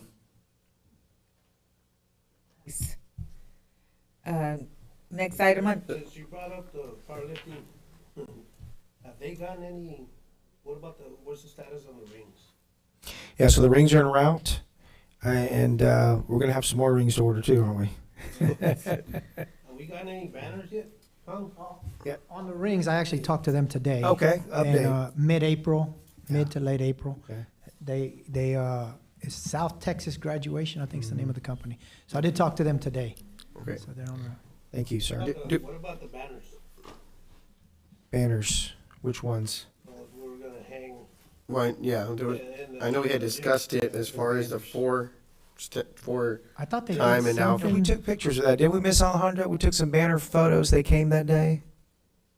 We'll talk about it. Yeah, but let me run that one down. And as That far was a long as the time ring, ago. sir, did we ever get clear on that? I don't know if you recall, there was an issue in regards to the UIL regulations or anything like that. Did we ever get clearance on that? I mean, obviously, we're purchasing them, so we're in the. There's definitely some opportunities to explore. We have other funds that are more permissible than others. Okay. So, And okay. I recall those donations that are done. Does powerlifting have? I know that Mr. Marroquin had mentioned a while back when he did that tournament for the baseball. As far as athletics, does powerlifting itself have its own line item to where those donations will go there, or does it go generally to athletics and we keep track, or how does that work? Well, these are dedicated to powerlifting, so we do have a powerlifting line that they go into, Ms. Cisneros. Yes. They do have one. Yes. Yeah. Okay, perfect. I just Yes, want to, I just didn't know if it went to, if we kept track of the money, but it went to. It all goes to separate. Child Nutrition Fund. Okay. Yeah. Well, Okay. as long Our kids, as they're long as it's eating, being they're used on the eating. kids, sir. Okay, thank you. Thank you, everyone. Next item, list of bills are in your packet for your review. As always, if you have questions, please email Dr. Puig or give him a phone call. The bill for the power went down. What's the bill for what? I'm sorry, sir? The Electricity. electricity bill has gone down. Yeah, it's going down. It is. Thank you for noticing. Financial statement and investment reports are also in your packet for your review. Next item on the agenda, consent agenda items. Okay, I'm sorry, Ms. Garza. Sir, I know I've mentioned this again, but it's my fault. I'll get with Ms. Padilla, or where I can get that form to request that report. See, I thought for the Mr. Ortiz. Cruz sent that to everyone after that meeting. I looked in my email, but I haven't Cruz, found it. not- But no? Okay. Just, I know he did. Yeah, just so I can Okay. look for that. It's an easy I think one. it was like a quarterly report or something on the Yes, yes, on the sir. savings from the Ortiz building. Yes. Thank you. Thank you, you. Dr. Puig. Next item, consent agenda items. Do I have a motion? I'll make a motion that we approve consent agenda items. I have a first by Mr. Martinez. Do I have a second? Second by Ms. Villalobos. Any questions or discussion? We have a first and a second to approve consent agenda items. Ms. Villalobos? Aye. Mr. Cantu? Ms. Garza? Aye. Myself, aye. Mr. Marroquin? Aye. Mr. Mesa? Aye. Motion carries. Thank you, Mr. Martinez. Next item on the agenda, action item. First action item, discuss and consider approval of Senate Bill 546 on 3-point seat belts. Dr. Puig. Thank you, trustees. This really should be information items, so I want to make sure we don't take any action on this tonight. But I want you to be informed. I'm sure you read the Senate Bill 546. So now the 3-point seatbelt is required by law. We have, in fact, I'm going to invite Mr. Lawver up here just so I don't misquote our fleet. We have at least 4 that already have the 3-point, correct, sir? Yes, sir. Right. The 3 new ones, and we had an older one. Yeah, that has the 3-point. So what this is going to require us to do is retrofit the others. We have until 2029 to do that, but what the bill is asking us to do is to recommend to the board a statement as to whether or not we have it in our ability to pay or not, budget or not. Now, I want to do an additional analysis before we bring that back to the board, but say this. We also have a guidebook for this very specific bill. There is a grant available. Right. So if we say we don't have it in our budget, no, there's a grant fund available for us, okay, to do that. So I want to make sure that we come back to the next meeting with some more detail on that and then make a more clear recommendation So your recommendation, sir? to table. To table this item. Trustees? We don't have the funding. Yeah, I don't think so. I think Mr. Martinez right. I'd like to make a motion that we table action item A as requested by Dr. Puig. Second. I have a first by Mr. Martinez, second by Mr. Marroquin, to table action item A. I just want to make a comment, Ms. Garza. Going back to that, yes, Dr. Puig's correct, but on the San Marcos conference that I attended on the legal, this was part of that update. They did mention this was forthcoming, and I think there was more than a few grants that they mentioned were going to be placed in. Now, I don't recall, but is it, we have to be fully equipped with this by 2029, or are they just giving us that? You should have it fully equipped by 2029, but I say should. If you apply for the grant, there's going to be some opportunities, my understanding, for some extension. Okay. And I'll bring back the clarification on that, what that might look like. That verbiage is, okay, Yes. I just wasn't sure on that. Thank you We for have a asking. motion to table We have a first and a second to table action item A. Ms. Villalobos? Aye. Mr. Cantu? Ms. Garza? Aye. Myself, aye. Mr. Marroquin? Mr. Mesa? Motion carries, item tabled. Thank you, trustees. Next item, discuss and consider approval of Robstown Housing Authority request for modification for payment in lieu of Texas pilot amount. Dr. Puig. Thank you, Madam President and trustees. In working with the Housing Authority over the years, the district has come up with a pilot. That is a payment in lieu of taxes, okay? And every year, they bring in their check, as they do dutifully, and it's usually about, anywhere from $15,000 to $17,000 in lieu of taxes. It's been going on for a long time. Mrs. Young and I spoke last semester, and they are struggling mightily with their budget, understandably so. And I explained to Ms. Young, we are struggling mightily with our budget as well, right? So it's about $17,000 is what we get. In the other entity, I think the city gets the other half, right? So you requested a third, which would really reduce what we typically get by, $5,500 or so, somewhere in there.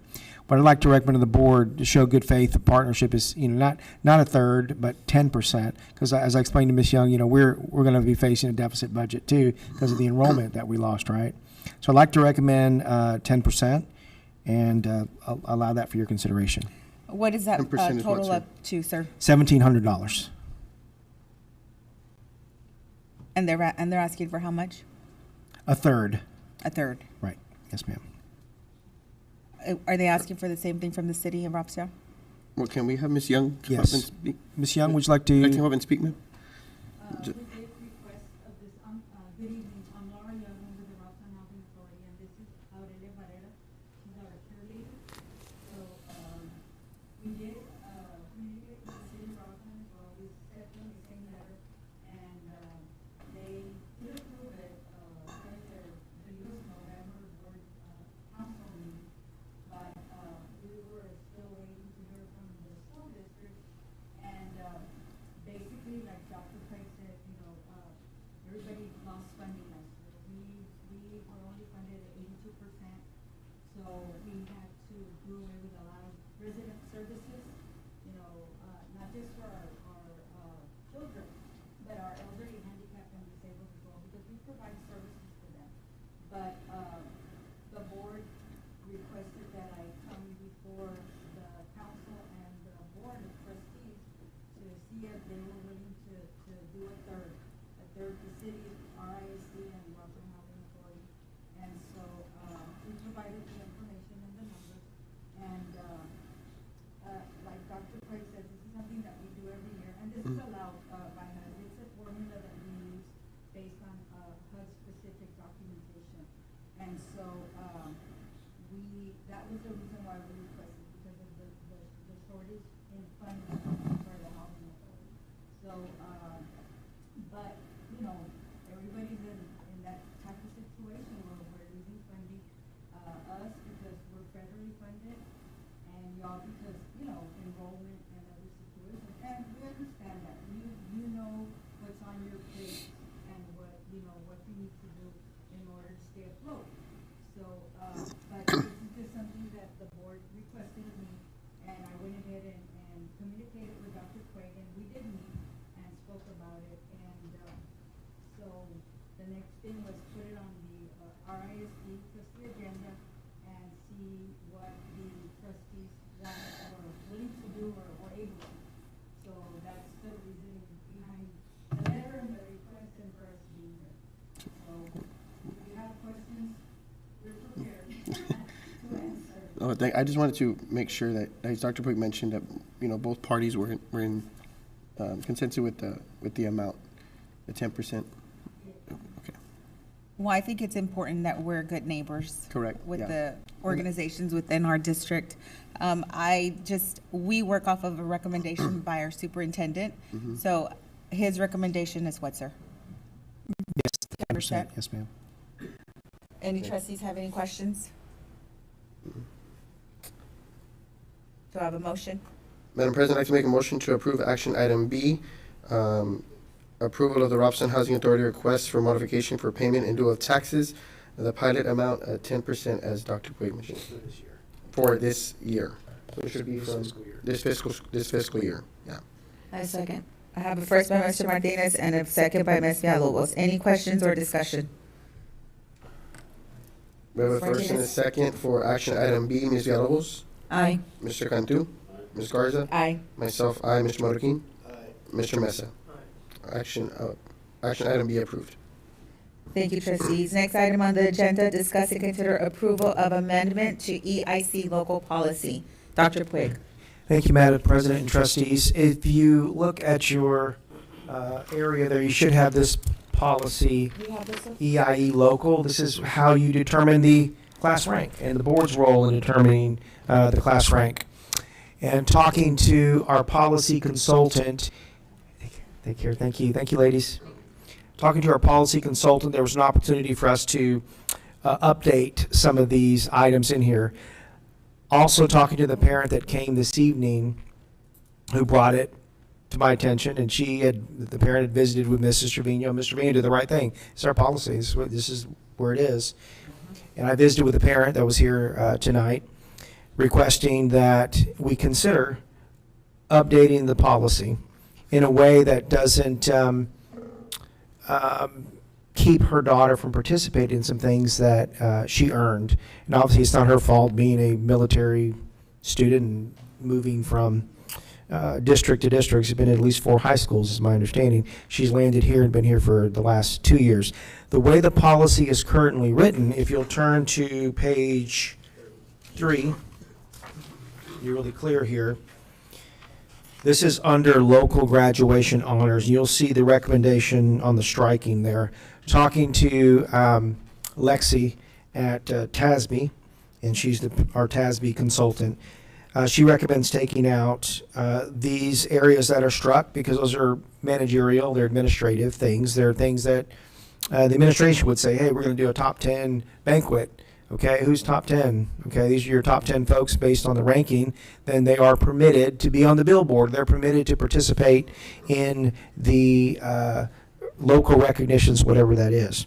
The way it's currently written now is we can't allow them if they didn't come here before their sophomore year. Does that make sense? They're still going to be ranked number 5 or number 6, and we've had this happen before in the last 3 years. No one's really raised the issue until now. So if they are transferred to the district, let's say Cesar Martinez and Bobby Marroquin transfer into the district from Alice and Cal Allen as juniors, and you all go from rank 25 to now you're ranked number 9 and 10, or 7 and 8, and these 2 young men would not be permitted, the way the policy is written, to be part of the billboard or part of the local graduation honors, local graduation honors. Now, I'll say this. If you were valedictorian and salutatorian and you moved here your junior year, well, the way the policy is written is okay, if Mr. Marroquin is 3rd, well, he's going to be recognized as number 1, the way it's currently written now. Because you can't move here your junior year or your senior year, and yeah, you might be ranked 1 and 2, but you won't be recognized as 1 and 2. Does that make sense? The way the policy is currently written. I'm going to invite Mr. Trevino up to expound on anything in case we need to here. I would like to get Ms. Tripp, not that, sir, I understand, but she's closest to this, so I would like to get her opinion. Yes. Because I just wanted to let the trustees know, so when this policy was approved, I was on the board when this happened. And it did happen exactly like Dr. Puig. So there was a transfer student that came in, and it was, I think it was the opposite. Dr. Villalobos was here.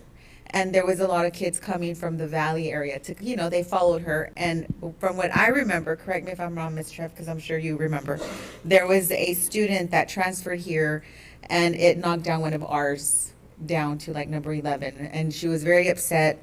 And then this policy was to fix that so that wouldn't happen again. Am I correct, Ms. Trev? Yeah, when it comes to the highest ranking students, like Dr. Puig said, 1 and 2, we have the protection in the policy that you cannot transfer in and be considered the highest ranking. However, by law, your ranking is your ranking, regardless if you came in your senior year, your junior year, your sophomore year. If you come in with your transferred grades and you are number 8, you will be number 8. And that is what the universities will receive. The only thing we don't allow is the celebrating of that. It doesn't mean, for example, if I was number 11 and Ms. Villalobos was number 10, but she moved in here prior to her junior year, does not mean that even though she can't be part of the top 10 banquet, I moved down to number 10 now. We just don't honor it. Nobody gets celebrated in that thing, because technically she's 10, but 11 doesn't move down to be celebrated. So you have like two tens, basically. We just No, ended at yeah, 9. yeah. Ended at We nine, just ended okay. at 9, and we do have a banner that had 9 kids on it because of that situation, that situation. How do very you feel situation. about that policy? Do you like the policy the way it's written now? No. You do not? And I voiced that, 2 years ago, when we had, a student that was ranked number 4, and he came in at the start of his junior year with his transfer grades, and he was number 4, and we didn't celebrate him, but on his GPA and on his official transcript, he is number 4. Now, 1 and 2, it's just example that Dr. Puig gave. If we have 1 and 2 and somebody comes in and they're the highest ranking student, we don't identify them as that. It would be the number 3 person. And in regards to that, Ms. Trevino, are you okay with that portion of the policy? Because the With the verbiage that they're asking us to strike, it reads almost verbatim for this valedictorian and salutatorian, and they're not recommending to strike that. It shouldn't be for valedictorian. It says here, to be eligible, let me see, have been continuously enrolled in the district high school for 2 full school years prior to attending senior status, and that is exactly what it says on the bottom. But there should be one just for highest ranking student, right, sir? This is top Under 10 policy? honor graduates that they're asking us to strike the whole thing, but that verbiage is verbatim for when it refers to valedictorian and salutatorian. So I'm kind of confused. So that's protecting the balance, Sal. That's Okay. protected. So that's what I'm saying. Yeah, that's protecting. You're comfortable with that portion? Yes. Okay. It also creates confusion, to Mrs. Trevino's point. If you have to exclude number 9, then or exclude number 10, then number 11 thinks that they're number 10, and they feel like, well, no, you're number 11. We've actually had this before. You are officially number 11. Just because we can't locally acknowledge Mark Puig for being number 10, you don't get to move up into that. So it just creates a lot of confusion. But more importantly, it's about inclusion. And the policy, the way it is now, can be construed as exclusionary for someone like, we heard tonight, that is touting the contributions of the teachers, pouring into them and helping them get to where they are. So So is there going to be so let's say that I have a child that I've started in, let's say, TM or Killallen, because, they have more students, and my student is, and I'm a senior, my student's a senior, and my student's not top 10, but you know what, if I send my kid to Robstown, my Robstown kid, she will be top 10. Is that going to Because protect of our the kids grades? from there? Where now she's going to be top 10 because I brought her here? That doesn't. So then my kid could be top 10 at Robstown within a year. So that, Because, parents do that. yeah. And But I'm are we going to do something to protect that? I'm comfortable with what Ms. Garza mentioned, because I know here it says 2 years, so that would be your sophomore year, coming in your sophomore year, if I'm reading this correctly.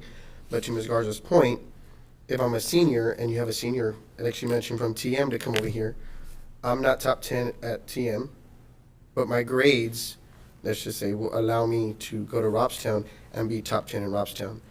As a senior, how are we, I understand that we're here for all kids, right? But at the same time, our kids have worked to be where they are.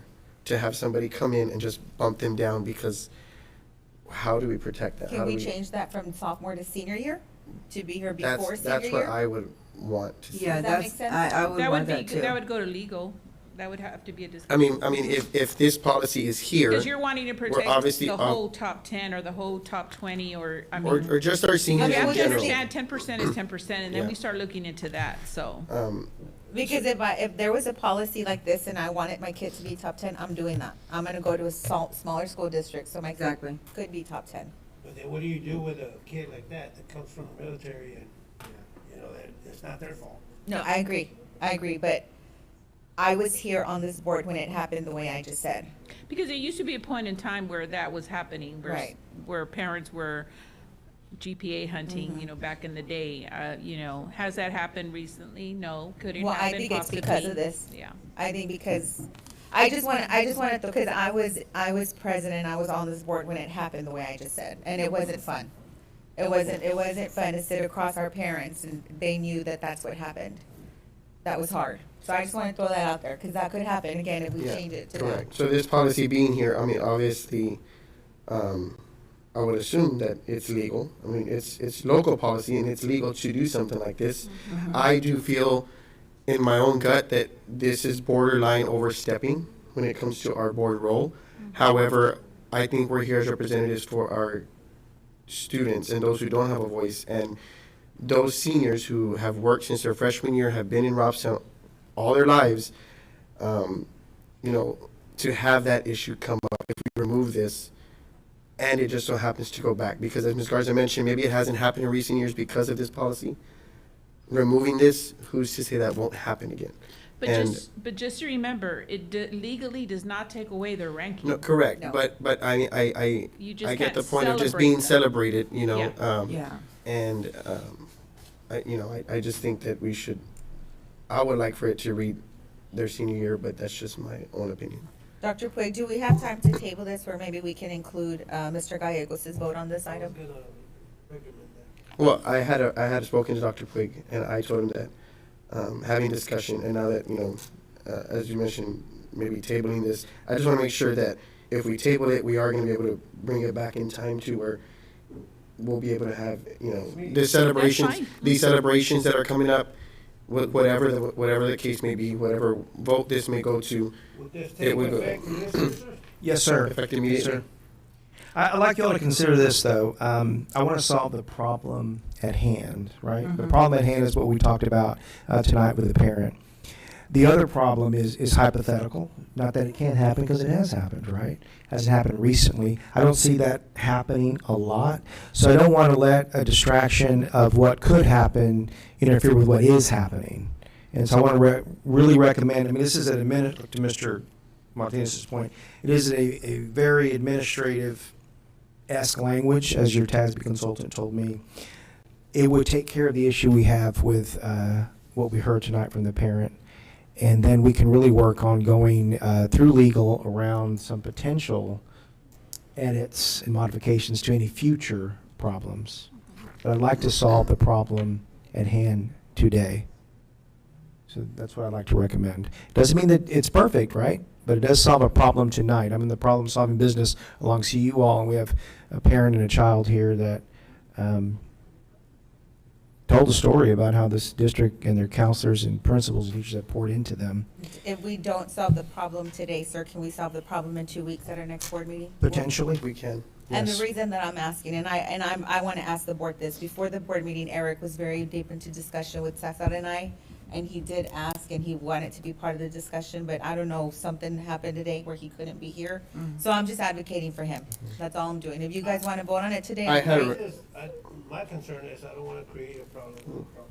You know, I don't want to change something and create more of a problem, you know, without having that discussion. Having discussion. Or understanding of the whole. Not that I don't respect your recommendation, but, you know. And I think that discussion too, because of that, and being that, you know, I get Dr. Puig's concern as well. But if we can, But I know solving for it the past now, 2 years, and if it, yeah, the past 2 we've had years, issues. we've had issues with Yeah. it, sort of thing. So I don't know. And it's just not being able to recognize the student that has come in, you know, prior to their. When is our next board meeting, Ms. Garza? Second Monday of April. So within 2 weeks, or 3 weeks. And top 10 rankings are finalized after the end of the fifth. April 13th. What day is that, Ms. Chair? But it wouldn't change that. It's just going to change the celebration. Yes, yeah, because rankings are rankings. So when's the next celebration to honor top 10? Or senior salute, Okay, so we have time. plenty of time. Okay. I'm okay with voting today. I'm okay with tabling. So there's nothing coming up, the Barton top 10 before? No, other than just finalizing and having Richard do all, it's a production to do top 10 banquet. So we like to start it like in 2 weeks in advance. We take pictures, we do educator hero. There's a lot of prep work that has to take place before April 28th. And I just want to say, even pushing it a couple of weeks later is good for us to look at a potential issue that we might have. But the issue at hand right now is pretty, I think, straightforward and simple. And I just want to be mindful of potential implications, you know, if we don't solve a simple low-hanging fruit one right now. That one's easy to solve. Well, I'm good on voting tonight on it, as long as we have, we're Subsequent. able to edit this, Sure. at, Oh, yes. you know. Insert the verbiage that Mhm. Ms. Garza recommended as far as not Mhm. putting in your Mhm. Well, I think, because I would like to put that, but that wouldn't help Ensel, right? Because she came here her senior year. No, she can No, hear junior junior year. year. Her Junior junior Getting her year. junior So that is Okay. why, right now, this policy is affecting her. Yeah. Right. But But to go his back to the recommendation point, is not to put senior year at all, right? Just to get rid of that. just get rid of it Right, completely. okay. The only part, just a reminder, the only part that's affecting her, that local celebration that we shouldn't even have there to begin with. So that's really the only piece, yeah. It's just the celebration part, you know, we include her. Personally, I would like to wait for Eric, just my opinion. Nothing's changing. It's a little bit more work on us. Our students are worth it, but you guys make the decision because I'm, Well, that was already my recommendation, just because of the fact that I know Dr. Puig has already spoken to TASB, but I want to assure that that portion is really bothering me as far as the, when it comes in. But Yeah, we can come back. Right. Go back and edit it, you said? Yeah, But oh, rather yes, than sir. do that and then have to come back, we can just vote, and it won't affect. So basically, what you're asking is just to resolve this one particular issue, to It give would be her, beautiful give to them wake an up in the answer. morning and call mom and Yeah, to give them she'll an say, answer. hey, you know what, principal's calling you and saying, hey, you're good. You're going to be part of the local celebrations rather than. To have to wait Yeah, almost I'm thinking more about the student and our core value of service, and I don't want to overthink this because we can go down a lot of permutations of hypotheticals. I can do, but the issue at hand is what was described tonight. I think that's an easy one to fix. And she's a military transfer, sir? Yes, she's 4 high schools. Yes, military. Mm-hmm. So, again, I'm good with it as long as we can come back and edit. If I agree. if needed. well, you want to make the motion then? I'll make a motion to go with Dr. Puig's recommendation. A second. I have a first by Mr. Marroquin and a second by Mr. Mesa. Any questions or discussion? Oh, I'm sorry. We have a first and a second for action item C, as to Dr. Puig's recommendation. To approve, I'm sorry. Ms. Villalobos? Aye. Mr. Cantu? Ms. Garza? Aye. Myself, aye. Mr. Molokin? Aye. Mr. Mesa? Motion carries. I do want to state for the record, sir, can we put this back on the next agenda item? Yes, ma'am, Oh, absolutely. I was gonna do Yeah, that. I was going to recommend that. Yeah, Sir, okay. sir, and can we get with legal or I'll just send our own recommendations as to what the verbiage can be moving forward. Absolutely. Next item on the agenda, closed session. Do I have a motion? I move. First by Mr. Mesa, second by Mr. Marroquin. We have a first and a second to go into executive session at 8:01. Ms. Villalobos? Aye. Mr. Cantu? Ms. Garza? Aye. Myself, aye. Mr. Molokin? Aye. Mr. Mesa? Motion carries. We are now in executive session at 8:01.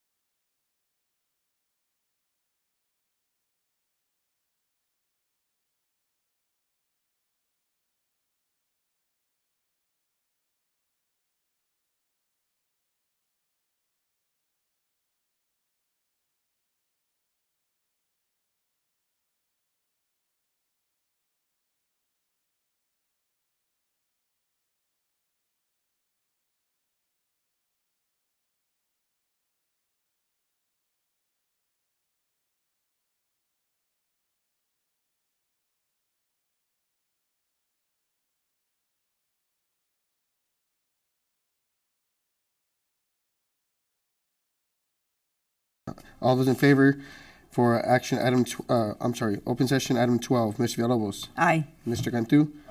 Myself, aye. Mr. Marroquin? Mr. Mesa? Motion carries. Now we have a motion to adjourn. I have a motion to adjourn by Mr. Mesa, second by Mr. Marroquin. Ms. Villalobos? Aye. Mr. Cantu? Myself, aye. Mr. Marroquin? Mr. Mesa? Meeting adjourned as of 8:51 PM. Thank you, trustees.